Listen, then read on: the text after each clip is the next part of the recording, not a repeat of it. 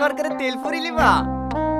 হাবিলদার, inner কেসে ওনাকে আর ওনার কেসে ইনাকে লকআপে ভরো। হ্যাঁ,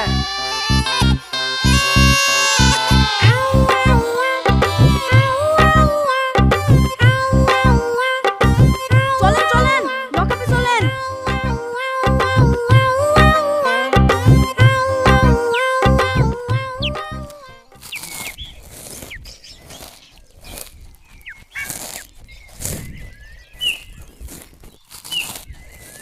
আর দুদিন হয়ে গেল মেয়েটা জেলে আছে, আর তুমি এখানে বসে বসে মুড়ি খাচ্ছো।